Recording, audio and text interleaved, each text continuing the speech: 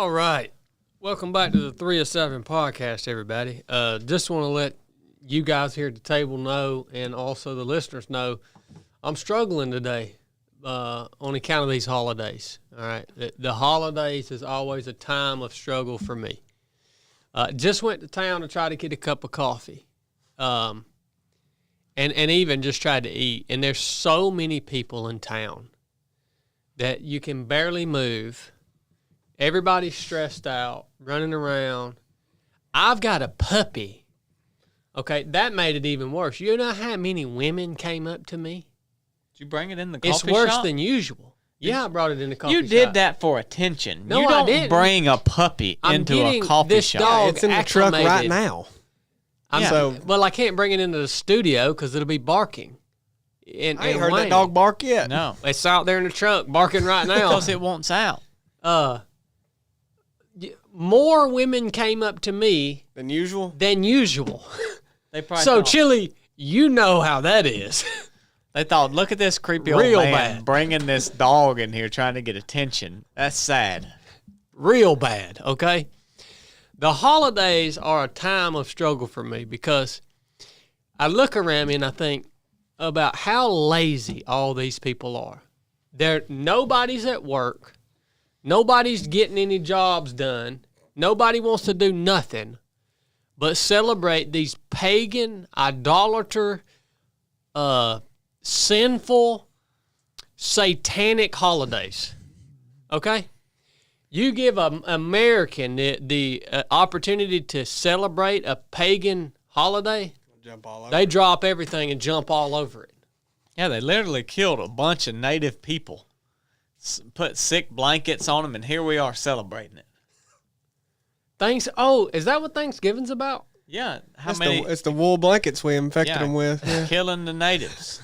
It's the celebration of genocide against Native Americans? Yeah, Wow. and they put a darn pumpkin and a turkey out and made it look. I've heard the turkey is supposed to represent consuming Native American flesh. Yeah, Remember Squanto? yeah, Yeah. Yeah, he died. yeah. I know it. So if you're eating a turkey at Thanksgiving, you are symbolically consuming the flesh of Native Americans who were wiped off the face of the continent for the white man. And the corn stalk, they put the dead corn stalks out, supposed to be like their brittle bones after they had died. That's the symbolism. Well, they taught behind all this. if you eat corn on Thanksgiving, That's consuming their crops because the Native Americans exactly. are the ones It's who like- invented corn. Exactly. It's like look at me, Exactly. I mean, Yeah, look listen, at me, you I'm a ain't- white guy eating your corn. and you ain't. You know? Yeah. Yeah. I am so sick of white people, dude. I am so sick of white people. That's why they leave the skin on the turkey at Thanksgiving, huh? When you watch, I don't like the skin part. yeah, when you watch just historical documentaries about our country, I mean, the amount of crap that has been done by old, crusty white men in suits is just unbelievable. They've just ruined everything. Old, crusty, nasty white men in suits have ruined everything. I will not trust an old white man in a suit. Flat out. Okay? When you get old, you got to stop wearing them. There's a documentary series on, I think it's Amazon Prime, and it's really good actually, but it goes through each decade, 60s, 70s, 80s, 90s, and then they have one on the 2000s, I guess you would call it. I went in the tens. Who made In it? the 20s. I think it's like produced by Tom Hanks and some other big names. Like, it's really well done. But it goes through different aspects of the culture during that decade. So music, television, technology, politics, all that. Watching that film is what really got me so amped up on the old white men in suits, because you just see what the havoc that they've wreaked on out of their greed. What is it about the white man? The greed of the white man is just, it's unparalleled. Well, you're hosting a celebration, aren't you? Tomorrow? I am not. That's funny because No, sir, I'm hosting a squirrel hunt tomorrow morning. in celebration, I'm hosting a Thanksgiving squirrel hunt tomorrow morning. Yeah, exactly. Well, he's an old white man that wears a suit. Killing the That's a Indian, good point. killing the Indian squirrels. yeah, He That's a good- He started to wear a I'm suit. an old white man in a suit. yeah. Turning your dog loose, symbolic of chasing down a red coat, cutting them to pieces. A red man. Yeah, red man. Yeah, a red man. Yeah. Yeah. But you know, I wonder if Dad would agree with this, or if Cornbread would agree with this. Watching that series, it seems like everything just fell apart in the 90s. It was like in terms of the moral issues. It was like that was when Columbine happened. They had the thing with Bill Clinton and Monica Lewinsky. Like they had all just like it seems like the morality like crumbled Well, that stuff's been. I mean, from the 80s to the 90s. Like the 90s seemed like this turning point in the moral character of the nation. I would agree with that because that was the time frame that I was aware of things. You get what I'm saying? So I remember when they had the big uproars about the music having explicit lyrics and videos. Yeah, the music changed. So they started putting all the parental advisories on the CDs and the tapes and the VHS tapes, and that was on the news forever and ever and ever while they fought with that. So I agree with that from just being able to see it because of my age. But if you think about it, talking about documentaries or everything, but if you watch it, like people legitimately fought against that all the time. Like with Elvis. When he first, that was the big deal that Elvis was getting up on stage, shaking his hips and pitching a fit, gyrating his body. It began. The genesis of it Yeah. was long before. I was thinking about that the other night when I was driving through town, and just in the small town I live in, they got like 3 or 4 liquor stores. And I thought, man, way back in the day, all the counties that I remember when I was younger that were dry counties, like you could not even buy alcohol in the county. And now you very rarely, I'm sure there's probably some in South Georgia, and I'm sure there's probably some still in Alabama, but I don't even know a dry county close That's to the us. thing anymore. Yeah. Yeah. you remember back when in Sodom and Gomorrah when they was raping people and Yeah. all kind of homosexuality and stuff? Yeah. That stuff's been going on. Well, for corruption and I think it's the sin. Methodist, the Methodist denomination. They actually say that Sodom and Gomorrah wasn't destroyed because of all of that you're talking about. Sodom and Gomorrah was destroyed because of their lack of hospitality. I would expect that from a group that holds That's a what the- convention and states their pronouns Are you before being they serious? speak. Yeah, I'm being dead serious. Yeah, You're being serious. That's what the Methodists say. yeah, I'm being dead serious. See, being serious, chilling. I could see them saying that. True. They say that it was Sodom and Gomorrah was destroyed because of a lack of hospitality, and not because of sin. Well, Great. because of sin, the sin of not being Unhospitable. hospitable.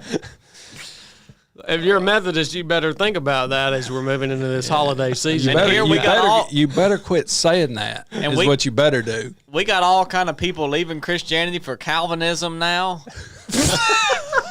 Yeah, what's all these books? Somebody said, about that false doctrine? Yeah.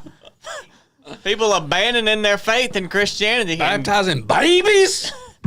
for Calvinism. so you said somebody sent you a bunch of books Yeah. trying to convert you to. Well, he sent a bunch of Paul Washer books. well, Several he's a of reformed. these. Paul Washer's a reformed Baptist. He is, isn't he? And Yeah. then Official. he sent me some books. Said he paid me $20 to read it. So that's easy money. Whoa. You ain't gonna read it. I'll have that read by the end of the day. He's already read some of it. Yeah, I've been sitting here reading it. Yeah. What was his name, Chili? Casey Smoke. Casey Smoke. Appreciate them books. Somebody's trying. So Casey's trying to get you to realize the truth of Scripture. Essentially, He's trying to get me to leave Christianity for Calvinism. And I'll read the book so that I can be recent converts. more educated on the false theology of Calvinism, but I like Paul Washer. I do too. He's not a Calvinist. What is that, like a little? Is that like a tract that you would hand somebody or something? Yeah, he sent us. Like a little pamphlet kind of thing. Yeah. I think it is kind of like a. It's pretty short. I do like Paul Gospel Washer. of Jesus Christ. You know, look, I agree with a lot of things that are said and believed by the Calvinist and by Reformed theology, all this and that. Oh. Where I differ is that it's for some people and they can't do nothing about it, and it ain't for other people and they can't do nothing about it. Well, that's my difference. You know what the Bible says about your opinions? That's my difference. Who are you, old man? I can give you scripture that says differently. Who are you, old man? I am a messenger of the gospel. Blake. Yes, I have a new puppy named Nelson Mandela, named after a black man, because I am sick of white people. And he's white. The dog's white. Yeah. The dog lemon colored, okay? It's a They call that high yellow. a red bone. Yeah, the dog is like a yellow lemonish color. And what else would be more snobby than for some white dude to take his brand new puppy into the coffee shop? Yeah. Named after a black man. I got to do something about my whiteness in the first place. Yeah. You should be ashamed of your whiteness, really. Yeah, I'm starting to realize, I've got to do something about it. I think there's some programs out there now that will help me There are. unravel my whiteness. Yeah. Someone listening to this, send Chad some literature by Robin DiAngelo. If anybody out there is a fan or a connoisseur of that, send some Robin DiAngelo works to Chad because he needs to be re-educated. I do. What is it? Educated and just to begin with. Yeah, well, Don't they call that like deconstruction or something? Like I need to deconstruct my whiteness. That was a big thing for a while before Trump got in. oh yeah, White shame, I think they were calling it. white guilt. Do you renounce your privilege? Yes. You do. Okay. Yeah, I'm already there. I've already taken that step. I have this puppy because I'm actually practicing for when I have a baby. That's why I'm taking this puppy everywhere, okay? That's why I took it into the store, why I brought it to work today. I'm practicing what it's like to have a baby. And I'm realizing it's going to not be too good.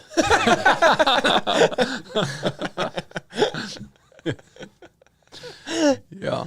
Because my mind has a hard enough time getting me through the day as it is when I'm just having to worry about like my responsibilities. And then when I throw on a puppy and now I got to worry about this puppy's well-being, it's, needing water and needing use the bathroom and all this stuff. I'm like, And the difference like is I lose track of everything, dude. you can't just leave your baby in the kennel while you go do some things you want to do. You know? And you Yeah, can't, you're not practicing You real can't well just right set now. the baby down and let him crawl around in the asphalt parking lot and let him take a deuce over here in the corner and then to be like, all right, cuz, come on, let's go. No, you got to. That's not going to work. You got to hold him, let him do the doo-doo, and then set him down in your truck seat and get your diapers out. That is so nasty. And clean him up like that and throw the dirty diaper in the back of your truck. But you getting Did you change diapers? Oh, you have to. If you've the got the woman baby- doesn't do it. Well, if you leave the baby with the woman all the time, but you're talking specifically, hauling the baby around with you, you can't let him keep a dirty diaper the whole time. He'll get dang infection on his butt. But if your wife milks that baby, it's going to stay with her for a little while. Yeah. Unless you can get some extra milk. I also heard that babies, Blakely was telling me this morning, that babies frequently vomit. Yeah. Yeah, They've been known to. and they'll just crap right out on you. Projectile If you don't vomit. have a diaper on them or something, they'll crap right out on you. Gosh, dude. Yeah, and when you go to change your diaper, clean them up, they're liable just to pee right in your face. Oh, Yeah. gosh, If it's a boy, man. Yeah. you got a boy. Thank you for changing my diaper. Get you lap of this pee in the Yep. face. Okay, Guys, crap out. guys, Yeah. how am I going to do this? You're gonna do it just fine, Bubba. You getting the hard part out of the way, But though. now you can tote a baby into the coffee shop. You Yeah, can do that. That's more normal than show. bringing a dog in. Yeah, it's a lot more normal. Yeah. This dog lover people are weird. Yeah, it's bad. Guys, I'm not feeling good about this right now. You're gonna do just fine, Bubba. You're gonna do just fine. Well, I'm practicing with this puppy. Is that the point of getting that dog? For me, it was, yeah. Yeah, I figured why not, practice. I got up last night at 1:30 to take the puppy out. You don't usually sleep anyways. I don't sleep a lot, but, they say you have to do the same thing for babies. Like you have to get up in the night and do stuff for them. Yeah, but if your wife's milking it, there's no point in you getting up because you can't feed it. That's what it wants. When it gets up, it just wants to be fed. That's it. Yeah, but what if your wife wants company? Or what if they have a feeding prepared in a bottle? Oh, well, then you could do it. Yeah. Yeah, that's what's going to happen. But you got to be able to produce that excess milk, Yeah.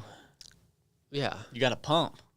Cuz I'm not going to cast all the responsibility off on my wife, man. That's like I'm doing with this puppy this morning like Sharing the load. Last night, I got up at 1:30 and let this puppy out, It's hopefully preparing me for what's coming.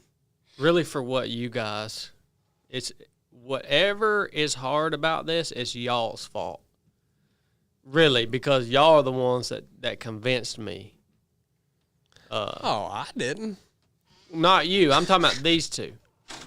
These two convinced me that We didn't convince you of nothing. I'm thankful that the Lord has blessed us with a son and an heir To the throne. to this to our bloodline. I'm thankful for that. But y'all acted like it wasn't going to be that hard.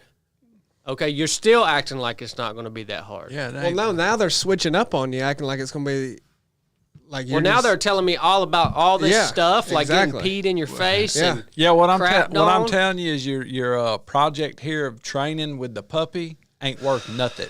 Leave the puppy at home. Yeah. Just leave the puppy at home. You're causing yourself undue stress. Yeah, It ain't preparing you for nothing. for nothing. All it's teaching you how is to take care of a puppy.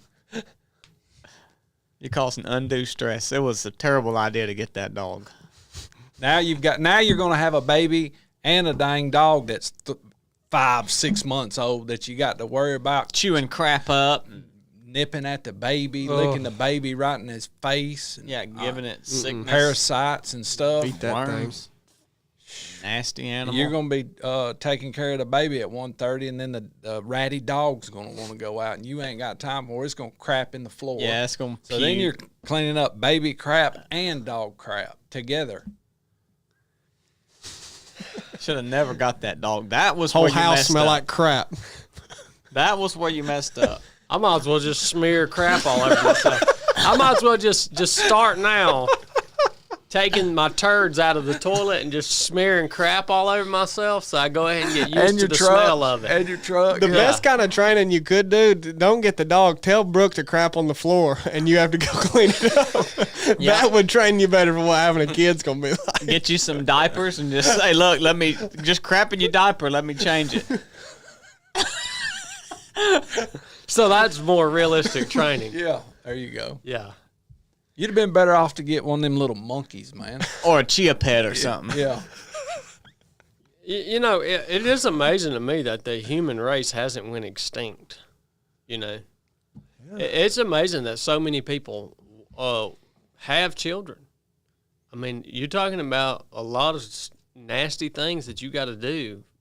Like if a child was born out and it was just like it could like get up and do its stuff, then I could be like, okay, yeah, it makes sense that the human race has continued, you know. But the way it is, the way it is now, I mean, these doctors, why is a doctor not trying to figure out how to get a woman the ability to keep a baby in the womb for like 2 years? And then you have, what would that solve?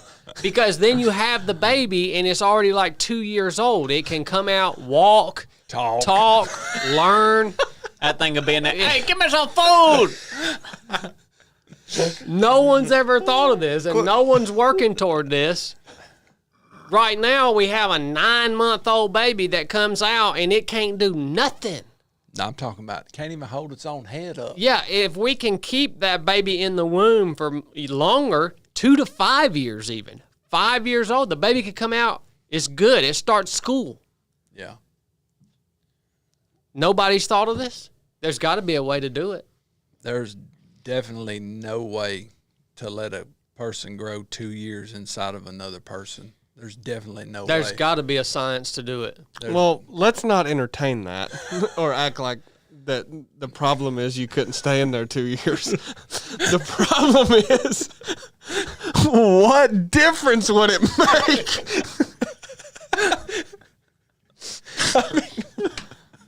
You know, back long ago, people had kids because they had to. Yeah. You know, they'd had to work. Yeah. Now, people's having kids, they just think For it's fun. a novel idea. Like, Yeah. oh, that'd be cool. Have a Well, that's little not why baby. Chad's having the baby. Chad and Brooke are having it because they have to. Yeah. The bloodline, man. Yeah, the bloodline. I got to take care of all them dogs he's getting. Yeah, no kidding. We had to carry on the bloodline. That's exactly right, Chili. You had to carry on the name. Yeah. It's the name you're carrying. Well, one good thing you did learn today is not to stand the baby up too soon or it would become bow-legged Yeah. because his bones ain't – you got to let them bones strengthen up. A baby's got more bones than an adult. Did you know that? Bones dissolve. Yeah, and that some of them join together. But they're all just kind of floating around in there because that was what makes them durable. Yeah. Well, I guess that's enough of this baby talk. I guess we'll move on to deer season. Told you guys that do I have a commentator over there? Yeah. Every time I say something, I hear a noise over there from something coming behind a yellow box. That's the older version of one of them you gonna have. The deer season thing that I wanted to get to today is mainly, it's mainly just like an official reprimand. Oh, wow. So, I had to go and work out of town pretty much the whole month of November. Oh my gosh. And had to miss all of hunting season.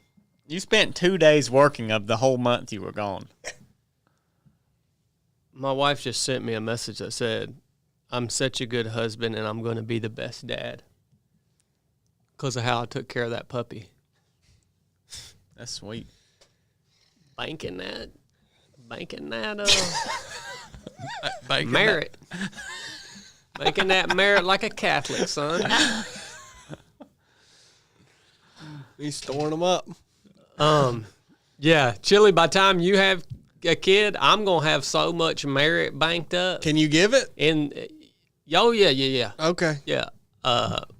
We'll dole that out for you. I hope so. It'll be way I didn't easier know on that you. was transferable.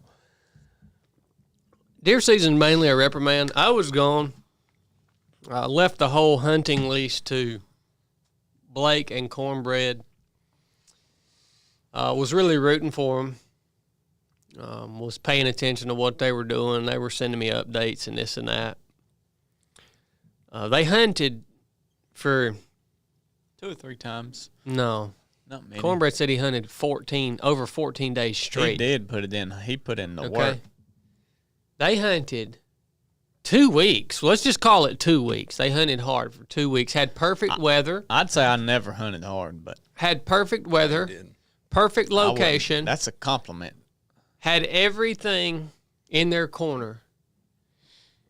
And failed to kill a single decent buck. Completely failed. And I just want to let y'all know I don't appreciate that. Because you guys both know if I would have been here, we would have killed a nice buck. Yeah, we'd had another person in the woods. Well, and also I would have been telling you guys where to hunt. Okay? Well, yeah, I mean, what, did you Happens think we was every- going to kill one without you? Happens every year. Yes, I did. I thought that I had trained you guys up for enough seasons up to this point that you failed us. that you could have killed a deer without me, a nice buck without me. No, you should have been like giving us pointers while you were gone. You said go over to that other side. Corn went over there. He didn't see nothing but just some. Yeah, I did take all of his suggestions. Yeah. And do them. And secondly, I hunted more like 4 straight weeks. Yeah. And for the first 2, Bubba, you was right there with No. me. By golly, I you had was 1 week to hunt. When I had pulled, 1 when week. I pulled up, he would come out of the house. Where are you going? And of the eve, one time he said, "Now, Cornbread, Bubba, you burning it up. Now you might want to ease up just a hair. I'm gonna go hang out in the house this evening." So there were was in October. There were some days there that you didn't hunt within that 2 weeks, but the majority of the morning, I don't know how many countless days we hunted before Blake even come. Yeah, it was a lot. Yeah, It was a lot. I hunted 1 week. A lot. Yeah. And he didn't ever I want to hunted go every more day than that week. 100 yards from the truck. Well, yeah, and I was seeing some nice bucks too. You did not see any nice bucks. I saw a real nice buck. Why didn't you kill it? Because it wasn't the buck I was targeting. I was targeting that big tall rack buck. I done made up my mind. I wasn't. To be honest with you, I didn't shoot any of the nice bucks that I saw because I thought surely if I don't get in here and take these bucks out and mess them up, surely one of you guys would kill one of them. Let me tell you something. You're getting a reprimand today because you have ruined them woods with that stupid dog that you got that you take in there and stir everything up. That dog don't run hurt them deer. everything around. You ruined the turkeys. You've ruined the deer. Has he not, Corn? I definitely agree with that. You have ruined the hunting. Wow, in there. Cornbread. Hold on. Wow. Hold on. But it's from evidence. It's from seeing how it was before the Yep. dog to seeing how it is with the dog. And It's the same. Cornbread, the week that I had to hunt, I was seeing I would see like 12 deer in one sit, dude. We saw a bunch of deer too. Plenty of deer. But them big But boys, the big mossies was like, no. they're not tolerating that bull crap. That dang wizard with that big squirrel's gonna come through here just any minute. We're gonna go back in this country over here. Yep, and I'll tell you what, if I we saw get a a nice buck in if there. we get a different lease one day, there will be a rule that you cannot small game hunt during turkey or deer season, or you can't be in it. You know that's I will be the okay. president of the club. That's some real old school deer hunter mentality right there, and Corn. I'm flat out ashamed of Corn as a former coon hunter and as a former houndsman that he would side with the stupidity of the deer hunter's logic that these dogs are messing these deer up. I seen the evidence, Bubba. I seen the evidence. Back then, he wasn't as big of a deer hunter, so it didn't really matter, you know. Yeah. So we reject that idea of yours that it doesn't mess him up. We have seen that it does. So that's why we didn't kill no big deer. That's why little old Bambi and, little old nothings was coming through because they didn't know no better. Yeah. When did you how see the y'all big turned that deer? around. When you hadn't been squirrel I'll be hunting? honest with you. I didn't see that one coming. I didn't see y'all turning that around like that. Something a Obviously, Calvinist would say. obviously, I say that you are both anathema on that. Anathema? Yeah. You going over my head with that one, Bubba. Yeah. What's that mean, Chili? Anathema. I'm pleading the fifth on this whole On conversation. He hasn't hunted a single time all season. I'm avoiding this confrontation. If we get a new lease, I'll be on the board. Yeah, and you know who won't be? Wendy. She'll not be allowed. Or this other dog that you got. Outstanding. All right. We'll get into the show now, but first, this show is brought to you by our partners at Barbell Apparel. Black Friday sale going on. Chili, tell us about that sale at Barbell Apparel, son. I just found out it's also 20% site wide, so that's the whole sale. But the bigger, you get even a bigger discount on the jeans, joggers, pants, no matter what it is. Pants wise, it's $99. So that's a lot more than 20% on certain pairs of jeans and stuff like that. So it's a pretty good sale. Site wide 20%, pants, jeans, joggers $99. Get it now. Now's the time. Black Friday. BarbellApparel.com. You guys know we've been partners with them for a long time. If you enjoy the podcast, one way that you can support what we do is by supporting our partners like Barbell Apparel that help us make the show possible. So check them out, barbellapparel.com. We've also got our whole line there, you know. Yeah. Click Chad Wright under the drop-down menu when you get in there for athletes. It got the whole collection. Yep. It curates Dude, the whole heck yeah. inventory, stuff like this. Arid Be Hard hoodie. logo on it, the Arid hoodie with 307 logo, all of it. So, Shorts, joggers. yep. I guess the biggest news right now, I do have some news from the Vatican here in a minute, but the biggest news is Chad Wright going to run for Congress or not? That's the biggest news. I'm going to just do a roundhouse discussion on this and get y'all's feedback on whether y'all think Chad Wright would be a good candidate to run for Congress or not. Go ahead and get you guys to cast a vote on this because we got to make up our mind pretty soon. Do you have, I mean, yeah, you may not know or even say the date that you have to decide by, but good gosh. Dude, What is, are you kidding me? he just spilled his coffee everywhere. That's a $1,000 mic. Yeah. Oh my gosh. But like, when do you have to decide by? I mean, you're in MTG's district, buddy. Real soon, Like, Bubba. yeah. Yeah. Real soon. How you going to decide? We're taking a vote right now.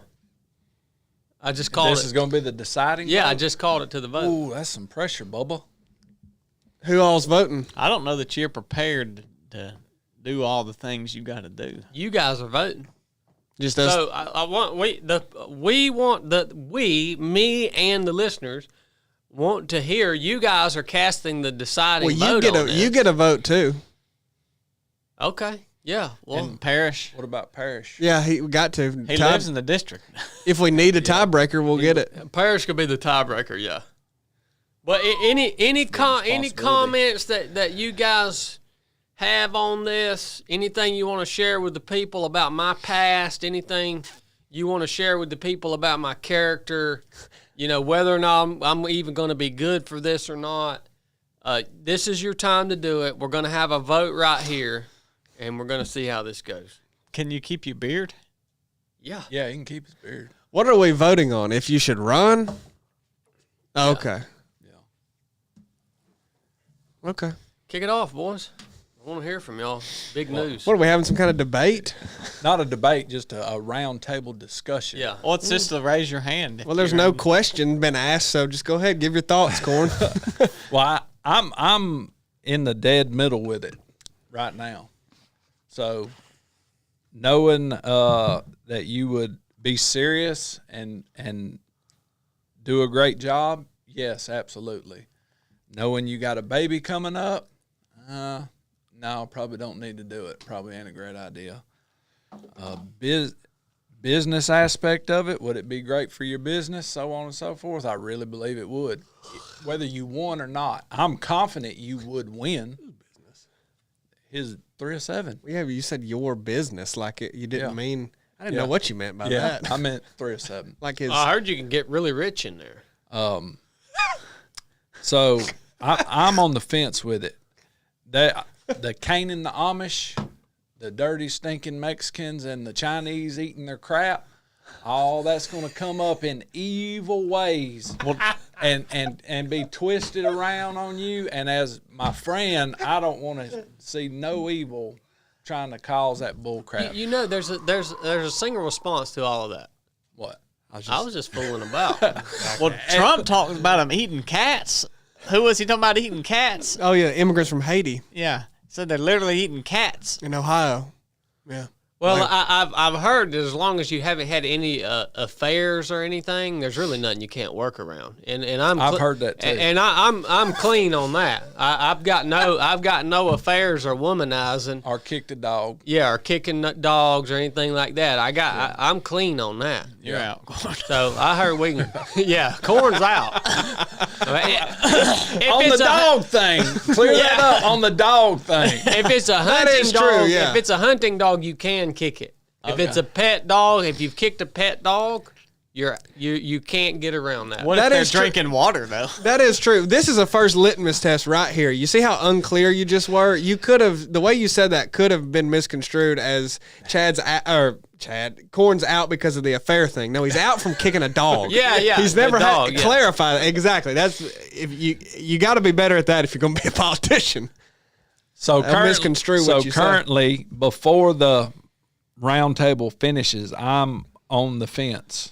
Okay, well that doesn't do us any good for the sake of this conversation. During the vote, hopefully Chili and Blake would have said something really wise. That's a good leads me- point. that leads me one direction or the other. Go ahead, Chili. That's a good point.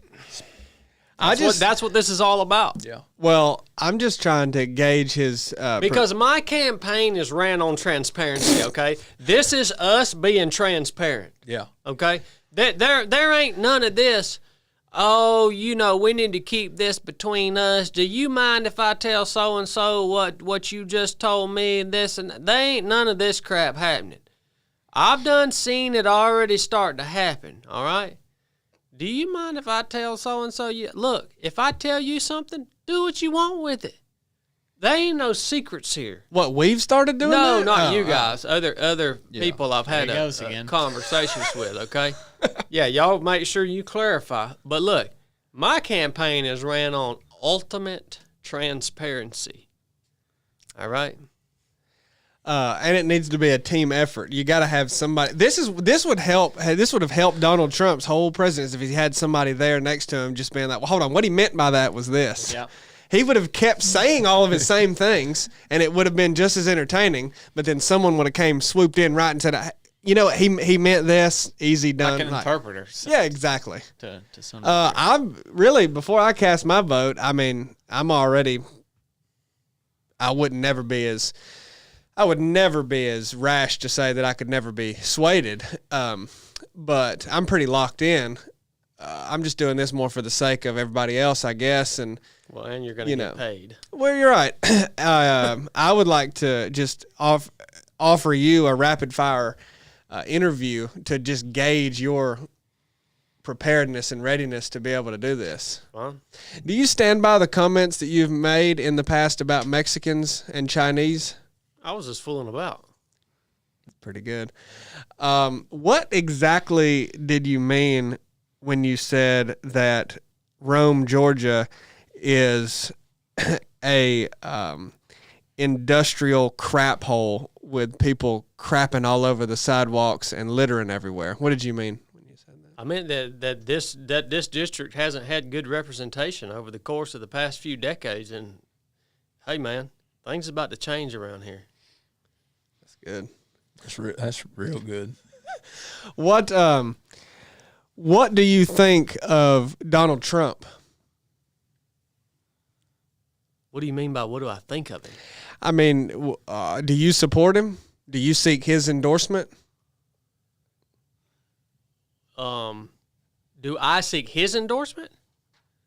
I think that's the wrong question. Okay. I think the question should be, is Donald Trump seeking my endorsement? I think that's the right question. That's all I got. He did pretty good. He's ready.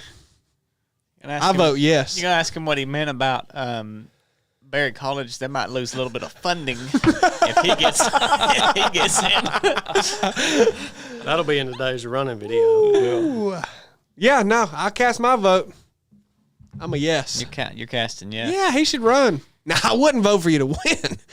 Now, that I don't think. I do not vote for you to be the congressman. I just want you to run. What if he got elected? That'd be bad. You don't vote for that. No. I think it's only a 6-month term, right? But we're just talking about running.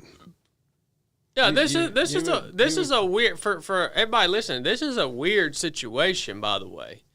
Like for a representative to resign is a pretty rare occurrence. Oh yeah. Which, by the way, nobody knows why Marjorie Taylor Greene did that, because she could have just sat there and just did nothing and finished her term out and not, even if she was worried about losing, she could have just not ran again for re-election.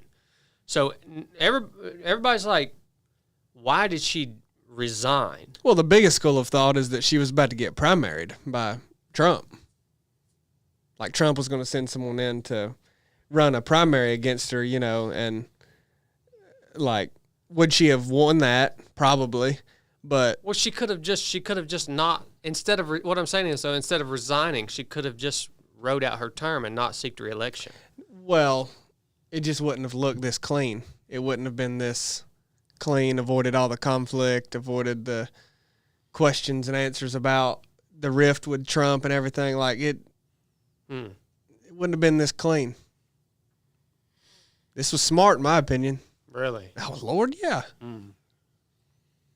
She's the anti-confrontational controversy candidate now. Make your money and get out. It doesn't matter what you did 5 years ago. If you start everybody up 5 years ago, now she's the politician of anti-drama. Like, she's not trying to fight with nobody. She's not trying to stir up any mess. You know what I mean? She's a woman of principle. Yeah. Yeah, principled woman. Yeah, there's a lot of speculation around it. We did reach out to Marjorie to have her on the show. She's not doing interviews right now, though. You might can get her. No, we talked to her. Oh, one day you might. Yeah, she's not doing interviews right now. When she's back running for something, We you might would. can. I mean, we support Marjorie Taylor Greene. We just want clarity. I mean, wouldn't it be interesting to ask some questions that might get a little insight? I think she's I think she's leaving Georgia though. You know, she's not from Rome. Do you have to live in the district? Yeah. Okay. They kind of harvested her out, and kind of plugged her in here. She ain't from Rome, apparently. What I've heard. Again, these are questions for her. Love to hear her answer these questions. Right. It'd be fun. So Chili's a yes. Blake? I mean, you know me, I'm usually just reeling. A lot of money to be made, Bubba. That wouldn't sway me. Sway him. Well, I'm just on the, really I'm on the fence because it's a halfway joking thing, but then also halfway serious thing. So until it gets serious, I refuse to cast my vote. What? It can't get serious until you cast your vote. Hey, buddy, he don't have to. He's not obligated to vote or go to the floor, buddy. Yeah. He don't have to report. Thank you, Chili. He's taking this as serious as he wants to. Yep.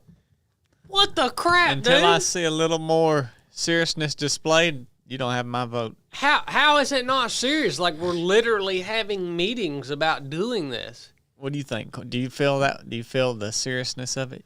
From what I went He don't know. yesterday with him, yeah, I do feel I the have seriousness. another meeting today. Yeah. Do you really? Yeah. Yeah. With that same guy? None of your business. There goes the transparency, Bubba. Well, he's got a lot of work to do on that. The campaign of Just like a transparency. politician. Yep. Yep, transparent until something comes up that don't want to be. So you're abstaining from your vote? He can't do that. That's not allowed in this arena. I am the president in this arena. Yeah, which means you have to vote. No, I don't either. It's got to go to the House. What committee do you think you'd serve on if you had the choice? You know, The Committee for Transparency. I mean, if you I mean, give me a break, guy. Well. The Committee for the Furtherance of the Gospel and the Committee for Transparency. Paris James just gave a thumbs down. Well, he's the tiebreaker. Yeah, So he can't even vote He until can't even all- Well, you vote have now. one. I don't know. One I'm not answering. Literally, all it takes is one of y'all to vote yes, and he's in. Are y'all going to cast your vote or what? I mean, do you need to talk more about it? If we need to talk more about it, go ahead. Look, My- Walker County has voted. Chattooga County needs to vote. My- Floyd County needs My, to vote. this vote I'm about to cast has a contingency on it. Oh, you can't do that. It's if you only finish the term you're running for that you will win and get. My vote is a yes, and not rerun. Well, Miami, you do realize that my intention would be to become president of the United States. Well, You don't want him to seek re-election, yeah, you're saying? yeah. Yeah, Well, that's not the path anyway. no, we would move on to whatever the next path would be in the direction of president of the United States. I will say none of us are fortune tellers, but everyone listening should be. I mean, yeah, you could be aware that the plan for the path to the White House is 100% a real plan. Well, I know It started long ago. I know some people that knows what's coming up with this presidency, and I need to talk to them what it would look like for Chad to be in that role, if that's even Going to happen. it's even going to it's happen even or a not. Possibility. So I vote yes. There you go. I'm a yes to the running aspect of it, not to the winning. What's your vote, Blake? I say don't win, but run. Well, It's a big decision. Don't, is. I mean, don't, you know, my concern is whether or not he'll be able to do anything good because he's doing so much.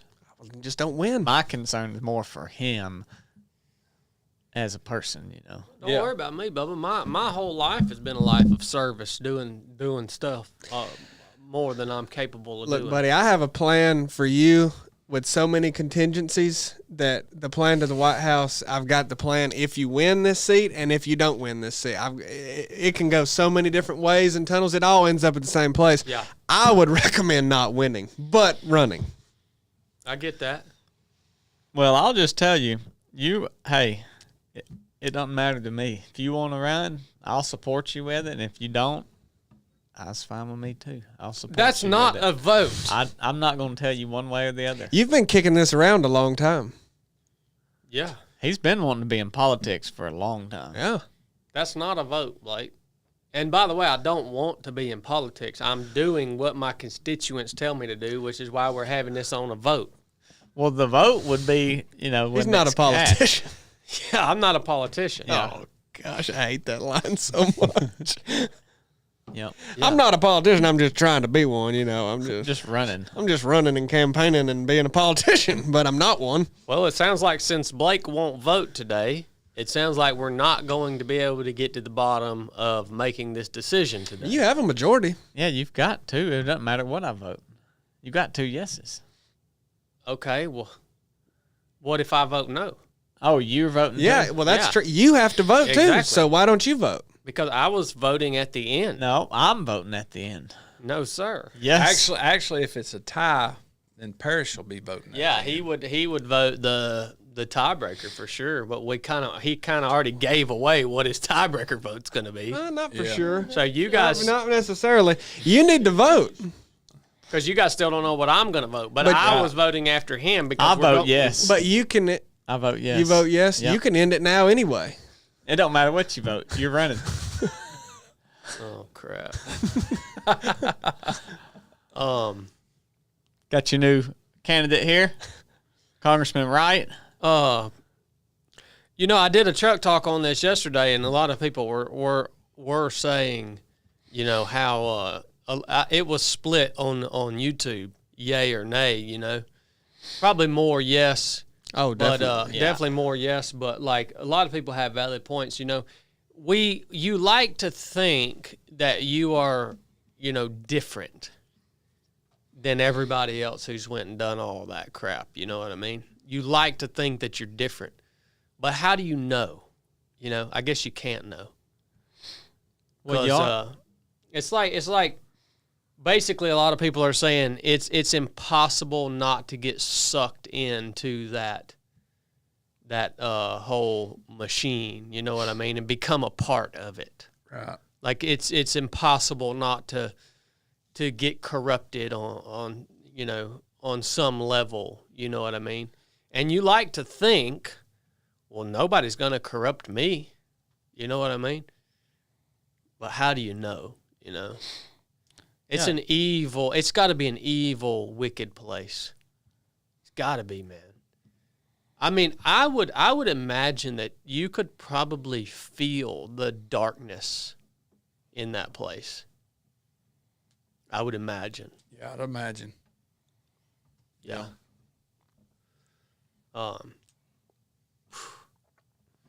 It don't sound good, boys. I'll tell you that much.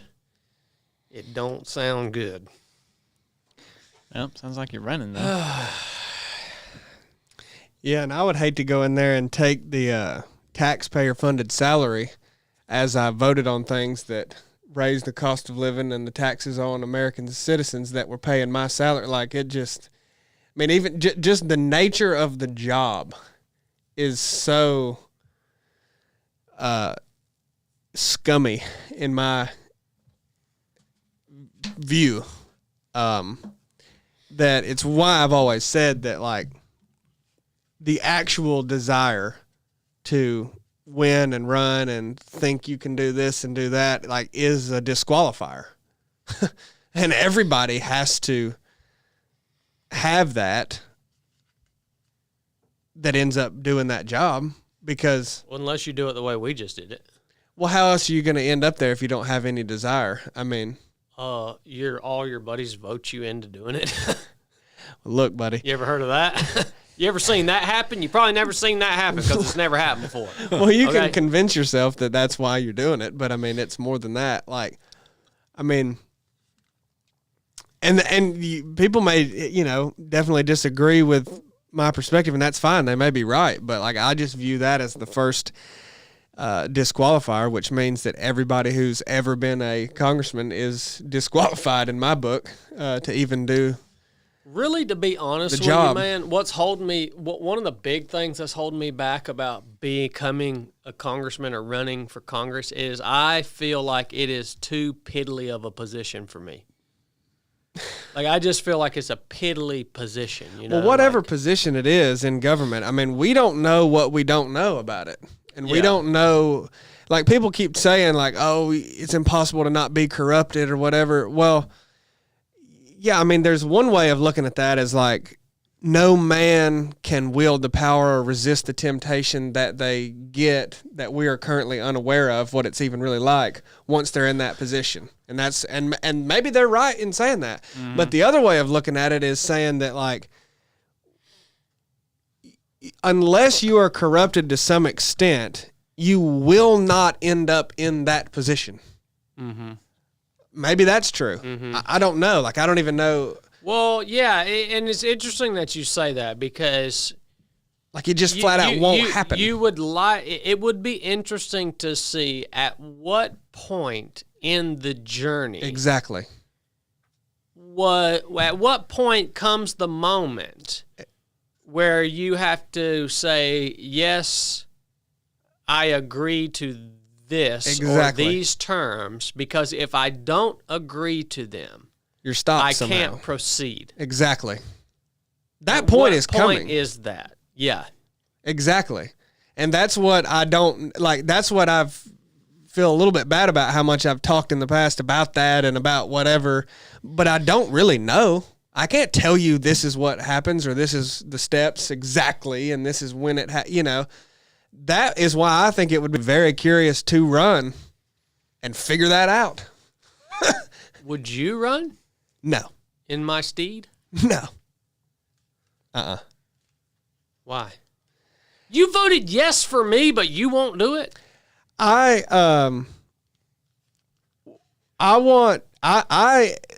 don't know how you ever figured this out. And maybe it's not good to even figure out, but like I got to quit talking about things as if I know it or I know how the corruption happens or this person gets corrupted unless I see the steps of when it literally happens. Yep.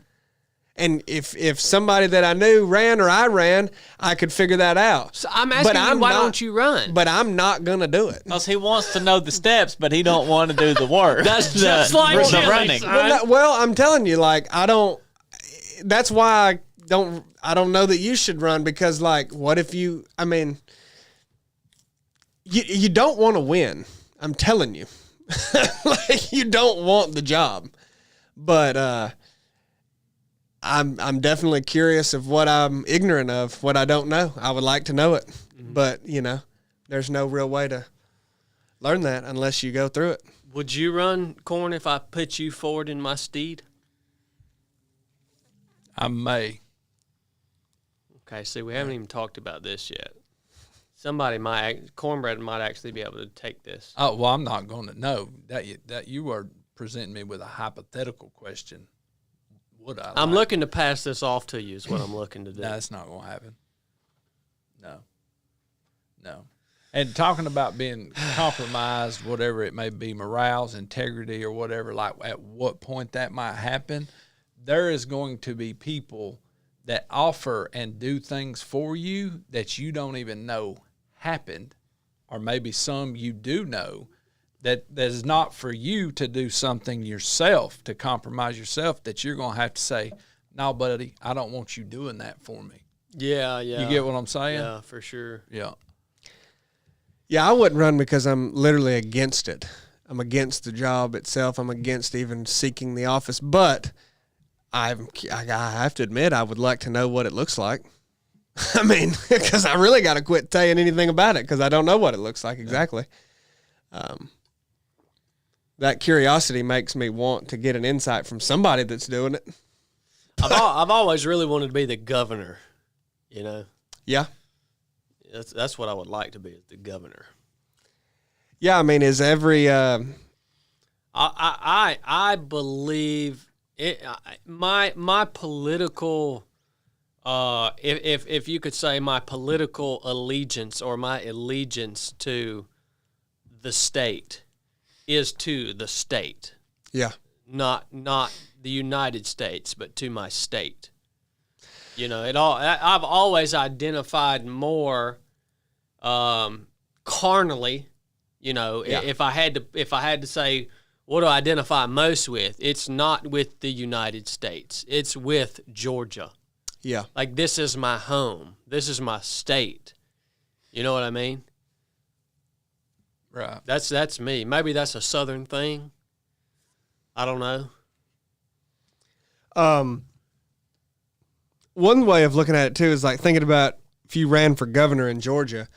I tend to think that this happens more at the federal level, with all the congressmen and, all the representatives, all the senators, everybody in a presidential administration, whatever, the federal level. But I think it happens on the state level too. And even down to local level, you see corruption and whatever. But the one thing is too, is like the powers that be that we reference when we say the powers that be and they, I mean, it's how it's lobbyists, right? I mean, it's interest. I mean, there's lobbyists for everything. There's lobbyists for, old people with Alzheimer's disease. Like, they're going to go advocate to congressmen to get more funding to research Alzheimer's. And old people with this. I mean, like it's things that are not bad, you know, but they're going to advocate for that. There's construction lobbyists and agricultural lobbyists and big pharma lobbyists and even foreign lobbies that advocate for Israel and other countries, right? Like that all exists, and some are more evil malintended than others, right? But they're all gonna donate and give money and persuade congressmen to do certain things, and even if it's not a bad thing per se, that's an example of corruption, right? Like you voting for something because you were given a donation rather than the actual principles of the thing you're voting for. Right. And I think the powers that be, so to speak, even if there isn't a consortium or a cabal at the very top running the show, which we can argue if there is, there may be multiple of those and that's where the real war is, right? But I think one example of like you can't do that job without being corrupted. You can't, you know, all the third option of what is even meant by that is potentially that those people in control or the lobbyists who really run things, they don't care if you are a legitimate person with true intent.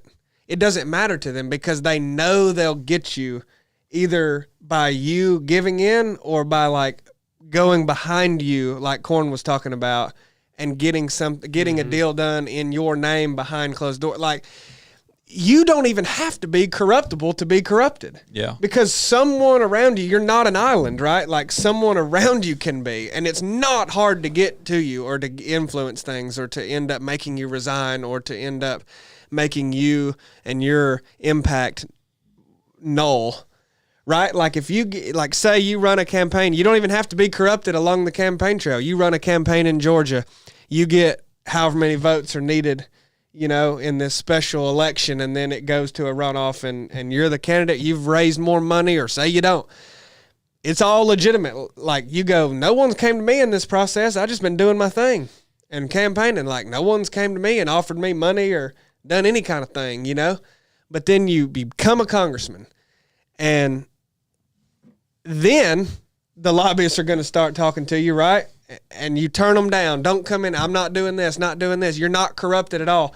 But like the whole time, your sphere of influence that you can't avoid or change. They know how the system works better than the people in the system representatives. They don't care if you're corruptible. Because they've been there for so long. They know how to get around someone who won't even play the game. Like, so you're corrupted. Yeah. I think that's the thing is they know it doesn't matter if someone's legit that gets in or not. They welcome someone who's going to come in and just seek money and seek, you know, any deal they can get and self-enrichment. That's great. That makes it easy. Mm-hmm. But they don't care if you're legit. Like, you see what I'm saying? Makes total sense. It also doesn't even matter if you are legit, right? Because they know a vast portion won't be, and they know the few that are, that can't be corrupted, so to speak. It doesn't matter. I mean, that's one angle of looking at it. So that would lend itself to your question, too, of like, would you be better served as the Georgia governor if that's what you want to do? I mean, I'm against that, too. Obviously, I'm against all sheriff political points. But, I mean, you feel like you would have more of a impact on what you are interested in as the Georgia governor. So yeah. Maybe you would. I mean, we got to see how much of a role or how much influence a governor has during COVID. Yeah.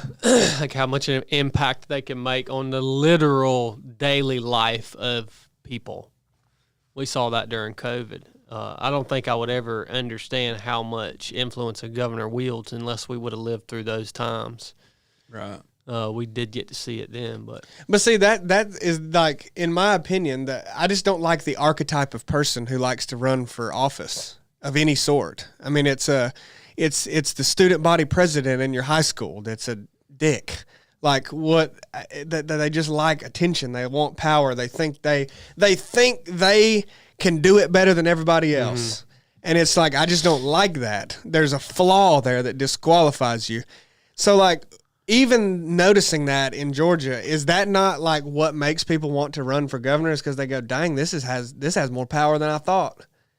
And it's like, well, okay, why do you want that power then? Well, because I can legitimately make a difference. And wield that better than the people that have done it before. Maybe you can, but it's like just that thought starts you down a bad road, I think. I don't know. That's just what I have always thought about it. But I know you see it differently. I mean, I think, I don't want to speak for you, but a lot of people think that if everybody thinks the way that I do, no good people, and I know nobody's really good, but like, you know what I mean? Yeah. I don't know how else to word this. No good people will ever run then. Yeah. It'll just be completely overrun by corrupted people. I think along the lines of what you were saying at the beginning, like our perspective is one thing without actually knowing the process and knowing what can be done, knowing, I mean, have you ever seen a congressman on the floor stand up and say, I will not be corrupted? You know what I mean? No. And historically through, you know, the history of the U.S. Congress, have we ever seen anything like that? Have we ever seen anyone or heard of anyone just bring the gospel on the floor or anything, or that was the main focus of their campaign? Not saying that's what Chad should do or he's going to do, but well, if you have not much, we ain't seen that. Exactly. Yeah. So we haven't seen a lot, but we have a vast perspective on how something exactly is because that's what we've seen. Somebody might go in there and just flip it completely upside down. That's how revolutions happen throughout the whole world. You know what I mean? It just takes one person to do whatever it is, good or bad. There's good or bad revolutions, you know what I mean?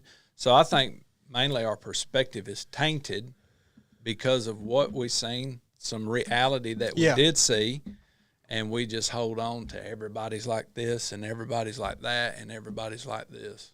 You know, Marjorie might say, bump it, man. This is a boatload of bull crap, and I'm not dealing with it, and I'm not going to be corrupted, so I quit. Mm-hmm. You know? Yeah. I mean, yeah. So first of all, when I went on a serious note, of course I'm usually just jokingly discussing these things, but on a serious note, when I actually consider doing this, I feel a lot of darkness around it, like darkness and heaviness around it. It does not in any way, shape, or form feel like light or good or any of that. Don't get that sense at all. Maybe that's just my preconceived notions. I'm not saying that's some message from the Holy Spirit to me. I'm not trying to be super spiritual. I'm just telling you, when I wake up in the morning and and this thought pops into my mind, it feels like heaviness and darkness. Weird. Definitely weird. Two, the primary goal, if I did do this, would indeed be to represent the people who are so much like me in this district and who I'm from here. You know, these are my people. Yeah. Like to represent them and their needs and the struggles that they have, because I know this place. Like, I see it. I'm here. But the primary role would definitely be, and I don't even know how you would fit this in or where it would fit in or what it would even look like, but the primary role would be as a minister of the gospel. Like, because when we really think about the government that we have here in the United States, a government that's by the people, for the people, right? It's of the people are running it. It's people are making decisions. The type of government that we have doesn't work if people are evil. So, like, what has to change anything is people have to be regenerated by the power of the Holy Spirit. Like, that is the only thing that will produce true change in our communities, in our states, in our nation. So it's like, what else would you lead with other than faith in Christ, the gospel, and and whatever prophetic word from the scriptures that might pertain to what's happening in the country. You know what I mean? Like, what else would you lead with? You know, and then obviously, any decisions that you had to make or votes that you had to cast, those votes or those decisions would be guided by the very principles that you can find in Scripture. And in that case, you would have to during the campaign be very open that, hey, I'm the foundation of the decisions that I'm going to make as a representative of you are going to be based and founded in the Scriptures. And so then you would have to rely on the majority of the people that vote for you knew that. They know what you're going to do, and that's also what they would want to do. You know what I mean? It actually gives insight, too, into how your goodness or good intentions can actually be used against you to corrupt you, because, you know, when you try to be guided like that, and I believe people probably, man, it's so hard to say. You got to think someone has before, Surely. right? Tried to Surely. have been guided by that before. Yeah. It can be used against you because I from what I do know, very limited knowledge, and I couldn't even say I know it, but like, you at least run into so many stone walls that say, dang, if I don't agree to this, I can't even make the good impact that I'm trying to make. Like you see what I'm saying? It may not even be a bad thing. Like they catch you, they set you up and lure you to go do something heinous act or whatever. No, I'm not talking about corruption like that. I'm talking about like, well, agree to this or let this go. That's not necessarily a great thing here. You know, that you initially would be averse to. You would say, I'm not doing that. I'm not going to support that or even be caught up in that because I don't agree with it. It allows this to happen, and that's just not good. It's against biblical principles. But by doing that, it completely thwarts any effort you could make to do that work. Right, yeah. You see what I'm saying? Yeah, I mean, absolutely. so you can use someone's goodness against them by saying, don't you want to further the gospel in Congress? Yeah. Don't you want to have the platform to be able to say this? All you got to do is let this bill pass or let this go that is some LGBT activism, whatever. I mean, it can be small things, and you go, well, of course I'll let that go because I've got to. How else will I be able to do this? They do that all the time. They write bills that have. But that compounds, man, and you add that up, your goodness is used slap against you. They write bills where representatives have to weigh their morals. Yeah. And just say, no, I'm not even going to vote, period. Well, that's when the actual bills are on the floor. I'm even talking about deals in the background, you know, to absolutely. get there. Yeah. But yeah, the bills, I mean, yeah, if you want to vote according to biblical principles to all the bills that come forward that have different things slipped into them, all the omnibus bills, where they have 12 bills in one and 9 you'll agree with and 1 will be to increase funding for abortion. Yeah. Well, you have to vote no then. Yeah. You have to vote no on all of it. Yeah. Yeah, you do. And you'll have to vote no every single time because something like that's going to be slipped in every single time. Yeah. And they love to use that But that's very scenario on anything to do with the Second Amendment and abortion. But that's the concession you make, right? You go, wow, man, I wanted to do this good work and further this, so I have to, I'll vote. Yeah, that's tough, man. That's then when people look quite at the how bind. how you voted, there's well, he's been corrupted. He ain't doing exactly what he said he was going to do. He didn't stand up for this, because how many people, American citizens, actually read an entire bill? None of them. Exactly. But you'll be corrupted no matter which way you vote on anything. Even if you vote no for everything, well, then you voted against gun rights. Yeah, exactly. You'll find yourself voting against gun rights a lot because they put something in there about funding abortion that you voted no against. But that they can run the headline of you voted no against any cherry-picked piece of it. You know what's another thing that's interesting about this conversation and this specific part of the conversation is as a representative, it's actually, well, it's as we know, it's meant to be more than just your own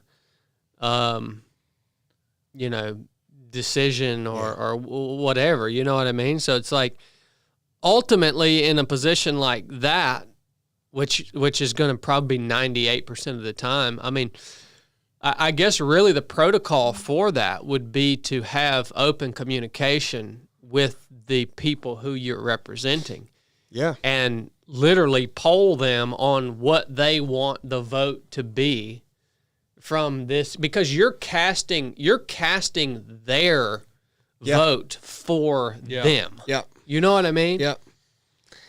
Which presents a whole nother problem, because like that's another thing that has to happen for this type of government to work. And as we really seriously think about these things, you start to see in this scenario the necessity of people being involved and there being open communication between people and the representative. Yeah.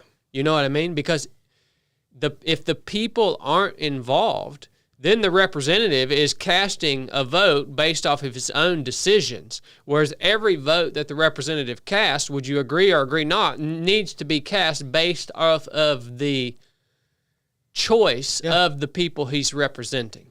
Yeah. I mean, it's a representative democracy, right? Yeah. And it's but it's all just, the levels to it are crazy because. But if you put out a newsletter on a bill and say, hey guys, how do y'all want me to vote for this? And 3 people respond, it's like, well, crap. We'll say 30,000 people respond and 15 are this way and 15 are this way.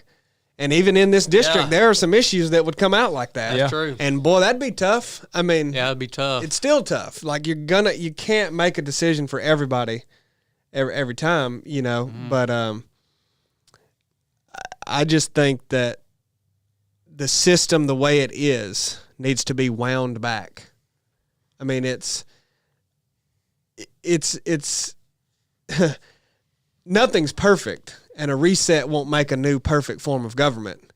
But how do you get around something as simple as getting rid of the dang omnibus bill packages? Like, I mean, that needs to be like Congress now should work on passing a law that requires themselves, Congress, to propose bills, they vote on bills one at a time. Yeah. Like that would make a world of difference. I mean, that right there would make like an immense amount of difference. You know what I'm saying? Yeah. But good luck. it would. But good luck trying to get that to happen. Yeah. I mean, good luck trying to wind that back. You know. I mean, it's just crazy. Yeah. Yeah, they also need to work on amending the Constitution and having term limits. Yeah. I think that would also be a huge Oh yeah. huge game changer. That's one of the greatest flaws in the original construct. Yeah. Is that there was no term limits for congressmen. I mean, there wasn't term limits for the president until FDR. Right. Yeah. You know. Yeah, So- it was like a gentleman's rule. Yeah. Like it was an unspoken. It was like just an unspoken, unwritten rule, I guess. Like, yeah, you're gonna do 2 terms and that's it. You know. Well, I mean, it's my understanding that it came from George Washington. George Washington he dang near fits he was the closest to fitting my qualification of truly didn't seek the office. They basically gave him no choice. Yeah. Is the history that I understand. I mean, maybe he wanted it more than it's led on, but like, they're like, you're the president, bud, and like it or not. And it came time for the first re-election, and supposedly he was very against it, but he basically thought it out ahead of time and said, well, okay, it makes sense to serve 2 terms. I'll be re-elected once. And then, like, he bowed out after 8 years for good. And everyone else, until FDR with no term limits, did the same thing. They sought 1 re-election, and that was it. And like you said, it was kind of a rule, you know, unwritten rule. And then congressmen now, I mean, they're in there for 40 years. That's insane. Yeah. Apparently, they're wheeling some of them in there in a chair. Yeah. With someone to take notes and basically Yeah, they're brain dead. explain to the vegetable what was just said. Right. Yeah. I'm not feeling good about all this, boys. I just want to be a minister of the gospel of Jesus Christ. I just want to represent my faith. I want to study the scriptures. I want to write. I want to write some books about the scriptures. I want to serve in the body of Christ. You know, the question is, can I do that there in a unique way and capacity? That's the question. Don't you think it's oftentimes hard to know what you're being called to do? Oh, okay. I'm glad you opened that can of worms. Because so many people will say, pray about it. I agree. I agree. Pray about it. Okay, I agree. Okay, but what like ultimately when you tell like I pray about this. But like yeah, I mean what okay, they act like there's going to be some moment where it's like, oh yeah, I got the word, Right. like I got the confirmation. Like and so many people are way overly spiritualize everything too, man.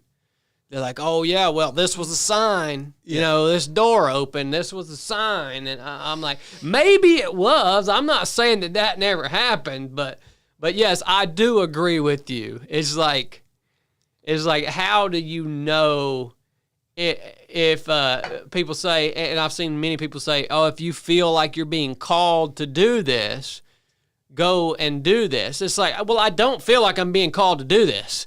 I don't know that I would ever feel like I'm being called to do this, ever. Okay? But the question is, can you serve the body of Christ in a unique capacity in that environment? Yeah. Right? Can you do it or can you not? And are you cut out for it? You know what I mean? You have to look at some things through the lens of logic, you know? Oh yeah. Yeah, I haven't, like, I guess I kind of get what people saying. Like, I remember, well, I understand what it feels like to have a overwhelming compulsion to go and do something. But even that, Yeah. like, I'm consumed and utterly compelled at 18 years old to go and become a Navy SEAL. Well, I mean, that was part of God's plan for my life, quite obviously. And I know what that feels like. I don't feel that with this Right. whatsoever. Well, those things, the reason you wanted to do that was not because you wanted to serve the Lord. No, When you were going into the Navy. No, but but you were consumed with it and had a passion for it because it was something you wanted to do. Many times the things the Lord calls us to do, you could probably almost filter it by saying, do I want to do this or not? And if you say no, then it's probably, maybe, I'm not saying always, I'm just saying you could apply this logic sometimes to say, if you really look at it, the reason you don't want to do things are for selfish reasons. You don't want to do things because it's going to take more time, or you don't want to do things because you're going to have to make hard decisions, or whatever the fill in the blank. But the one overarching positive is that, can you serve the Lord there? Is that is, and you can even say what we're talking about. It's the Lord calling you there. If like that means, can you serve the Lord in that capacity? Yes. Do you want to do it? No. Is there other people that could do it? Maybe. I don't know. Could you do it? Yeah. So then why wouldn't you do it? Yeah. Yeah. Yeah. Well, you could use the same analogy for the whole. How do you know you're called to preach? Yeah. You know, it's like the same thing. You have the opportunity. You have the ability. Does it honor God? If those three things are answered yes, then, I mean, I can't say 100% for everything. I could say, why would you, like, how would something like going into it with the intent, into anything, with the intent to serve the Lord, you say, this is not going to be easy. I'm not even sure that I can do it, but I do have the ability, whatever the capacity that, I have the things that I could see it happening.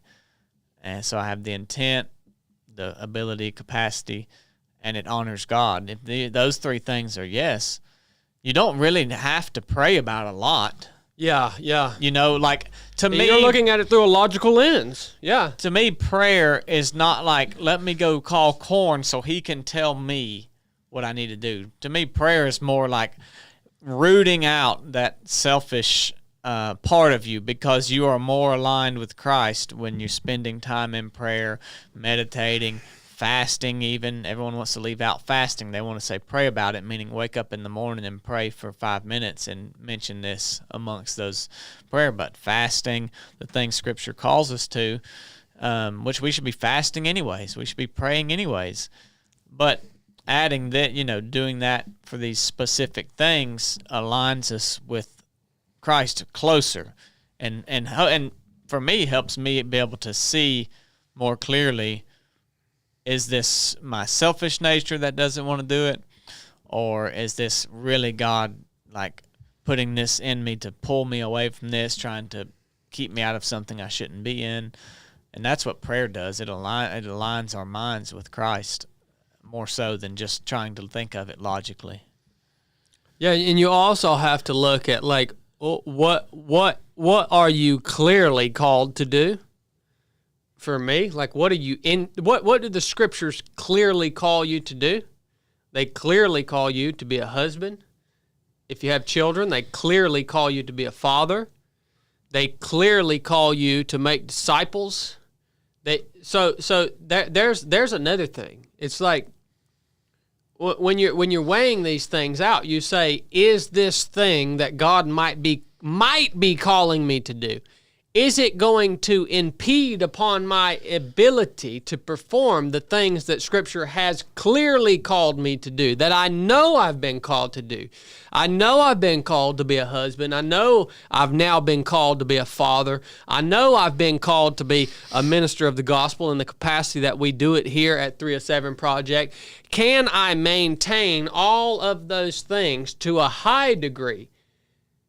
Can I do those things that I know for certain I've been called to do if I walk into or accept the opportunity to do this thing that I might be potentially called to do?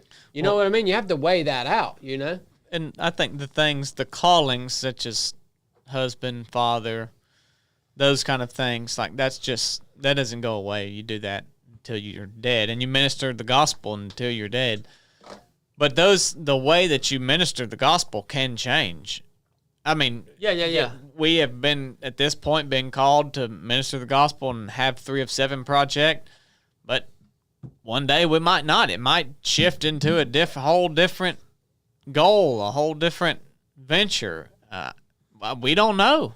What I guess what I'm trying to say it more clearly, is I think it is clear that you should never accept the responsibility to do anything, even if it's to do those things with intentions to kingdom service.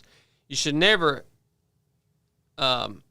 accept the responsibility to do those things if you are not going to also be able to be a husband and be a father. Yeah. Like, you shouldn't sacrifice those things to go do this thing that is a maybe. Yeah, no, I agree. And my point of saying that is that I think you should consider 3 of 7 Project, but you should also consider that's the hard one. Like, it has my calling shifted from here to there, because you may not be able to do both. But I agree. If it pulls you away from your kids or your life, then of course, like, don't do anything. Which it will indeed. Yeah. Like, well, so does this. It does. Yeah. It does. Yeah. Everything will, but it's does it pull you away to the point that priorities are now shifted? That's true. To be the priority. That's true. Yeah, I see what you're saying. Yeah, that's good, man. All right. I don't know if you guys saw this. Well, by the way, I guess this whole conversation, we'll have to pick back. This is just left hanging because... No, it's not. There was 3 yes votes. Yeah, but I haven't voted yet. It doesn't matter what you vote. My vote counts as 2 votes, Bubba. No. You didn't take that into consideration. He forgot to be transparent about that at the beginning. Oh, okay. You didn't consider that my vote counts as 2 votes. Yeah. Well, even if you got two votes, no, you got 3 yeses. It's got to be. Well, he meant it counted as 4. His vote counts as 4 votes. You forgot about He's smart, but not smart enough. you forgot about Brooks' vote. No. You have 1 vote, but you got to win by super majority. So like 3-1, it ain't enough. Yeah, that's a good point. Got to be 4. It almost has to be unanimous. Yeah. Yeah. I don't know if you guys saw that the Vatican has released a document that monogamy is not a limitation, but a promise of the infinite. So the Vatican has clarified here that it is a good thing to be in a monogamous relationship. Moving in the right direction, man. It's an opportunity for infinite, it said? No. It is not a limitation, but the promise of the infinite. Yeah. Yeah. Infinite what? The infinite Eucharist. Huh. Dang. Well, what do you think about this new pope, man? He's clarifying a lot. He's moving in the right direction. I mean, really? All this has happened since old Daryl or whatever his name is came in there. Daryl. What's his name? The American Pope. Yeah. Yeah. He's from Chicago. Pope Daryl or whatever his name Yeah. is. Pope Francis was all liberal, you know? Yeah. Pope Daryl came in, he's like, look, You need to be with just one person. I got to brother. That's a lot establish better all this for you. stuff. Yeah. Yep. We do not believe in Mary, and we have one wife around here. Yeah. Yep. I like Daryl. They're really moving in the right direction. Yeah. So it's good to know that now for the 3 billion Catholics, they can now know because the church has given them clear direction on this. They're Yeah. supposed to be only married to one person. I didn't know that was real prevalent Right, in the so- Catholic Church. I didn't either. Yeah, apparently there were a bunch of Africans, I was fixing to say, Catholic Africans. Oh. must be international thing. Yeah. So, yeah, there's a whole article right here on the Vatican News. And this, of course, like most of the documents that are released by the Vatican, this thing's about 600 pages long. So you don't even really know what it says. It's the same as the document they released on Mary. It's about 600 pages long. You'd think it could actually, in fact, be reduced to a headline. Yeah. Yeah. Like, do you worship Mary or not? They're really distinguishing themselves from the Mormons on this. Yeah, big time. Yep. Yeah. So, You really ain't even got to say anything. Monogamy, up or down. yeah, this thing... There's James. You know that's how he does. Exactly. Somewhere in here it said how many pages this thing is, but if you go, I went and actually looked at the document that they released on Mary, and if you was to really want to study it and break it down and see what it said, I mean, it would be quite the endeavor. You know, it's just a bunch of mumbo jumbo, man. These Catholics are a bunch of soup sandwiches, dude. That's what they are. They are a bunch of stinking soup sandwiches, man. So funny. He ain't gonna rub shoulders with no Catholic.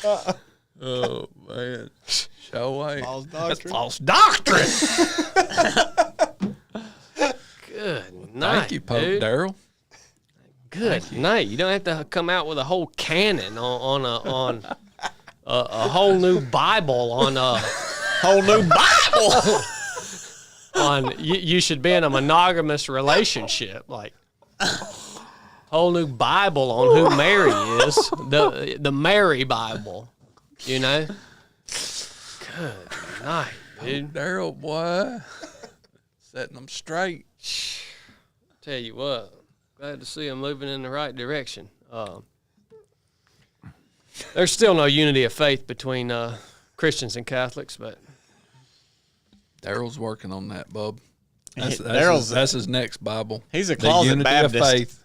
Daryl's a closet Baptist. Unreformed. You know, it's funny. It's funny that the Catholics like to talk like they're all unified under the same doctrine. Yeah, I've always thought that's Like strange. it's really funny. And you could find plenty of Catholic priests and bishops and junior popes around here that would agree with you that we are saved by grace through faith and not by works, and that baptism is not necessary for salvation, and the Eucharist is not necessary for salvation. When we talk about the Roman Catholic Church and no unity of faith between Christians and Roman Catholicism, we're talking about Rome. We're not talking about, Hail St. Mary Catholic Chapel down here in Rome, Georgia. We're talking about Rome, okay? So I want to clarify that to people. Yeah. I sent out dozens of invitations to Catholics to come on the podcast. Big name, podcasters, Catholic apologists, all this and that. Crickets, man. I think they just hate me. I don't know why. I don't know why they would. I'm a friendly guy, dude. Well, I thought a Catholic parishioner was coming on the show. I do have a guest that gave a verbal confirmation. One. But I'm just saying that's one out of literally dozens. Well, you get on here and you yell at them when they're not even here and call them all kind of names, and then you expect them to come sit down thinking they'll have some sort of formal conversation with you. I'm not talking about American Catholics, man. I'm talking about Rome. In your invitations, did it start out with, "Hey, you stinking Catholic"? Yeah, soup sandwich, slack-jawed freak. Why don't you come peddle that Mary crap on this show? You know why I think so many of them won't come on. I think that all of the stuff and the writings and it's just so deep, like a cobweb of just crap that I don't even know if any of them even know what the crap the whole thing says. Anyways, you know what I'm saying? It's like you would if you really wanted to debate a Roman Catholic. You have so much crap to pull from. Oh, yeah. You know what I mean? Because it's just like a cobweb of thousands of years of man-made tradition. Yeah, I mean, I don't know the people who declined your invitation to come on the show or what the reason is or if they even saw it, some of them, you know what I mean? But, it definitely is interesting if you were to say something about Catholics or say something about the beliefs coming out of the Roman Catholic, the Vatican, and it made somebody angry. I mean, it's no different than if you said anything about Mormonism or anything that made somebody mad. It's like, we should be ready to defend it, They're vicious, dude. I mean, they cuss me on Instagram. Well, good. They should be ready to defend it. These Catholics cuss me, dude. I'm talking about they are vicious, man. Who's doing that? These people, these Catholics on Instagram. Mark Wahlberg. That's good. They ready. They ready. They stand ready. I mean, they're like a page of Catholics that are doing this. They are ruthless, dude. Really? Oh yeah. Roman, not American Catholics. Yeah, not American Catholics. Yeah. Rome. You wait till you run for Congress, Bubba. You're gonna see how ruthless they really are. They are bad, ruthless, man. Man, a lot of hatred in the Catholic's heart. lot of hatred in a Catholic's heart. They missed that greatest commandments. Love God and love your neighbor. They just kind of skipped over that. Do you want to ask him about the? Well, I was just saying, okay. We seem to have forgotten how much, all the stuff that came out with Joe Biden, all the clips that were made. It was just endless. The clips and yeah. There's some good people out there. They make some good, funny stuff. They would have the content if Chad would ever run. Oh yeah. I mean, it would be so funny. Can you imagine? Oh yeah. Oh, it would be so funny. The soul is ready. What's your slogan? We would be laughing at ourselves. Oh, dude, it'd be funny. What's your campaign slogan? Do you have one yet? Yeah. Get rich quick. What's that off a 50 Cent record? Rolling with 50. Get rich quick. I like that it's quick. Robin Hood, 50 man. Cent movie. I thought this was a long-term play. This is quick. Yeah. Yeah. Trying to get rich so I can clean up that Barron Stadium down there, man. That thing was nasty, wasn't it? Gosh, Need a trash on polio the shot field. to go out there. I mean, that was filthy, dude. Got kicked off a private track. Yeah, Wes. Yeah. I seen that coming. I could tell that guy was wanting to say something so bad he couldn't He was stand it. eyeing us hard. Yeah. It's all right. Well, he had stuck up his butt this morning and let somebody come out and take a run. He was having to work on Thanksgiving. Well, yeah, that's probably what he was ticked about. I can see in the future their funding getting cut. Oh, yeah. Yeah, I can see that too. Yeah, I know Barry Collins been taking a bunch of kickbacks from the government. That all ends now. Ever since Henry Ford. Yep, that all ends soon, guys. Hate it for you, Martha. Should have been monogamous. Well, boys, we've covered the spectrum today. Did I miss anything? No. All right. Enjoy your pagan holiday, eating the Indian representative flesh of the Native Americans by the turkey flesh. Blake, you got super chats? Yeah. You know, if that's what you do, we'll be squirrel hunting. So that's the plan. Don't dare put up a Christmas tree either. Got cornbread crumbs here at $1.99. Prayers for cornbread. Oh, thank you. Yeah.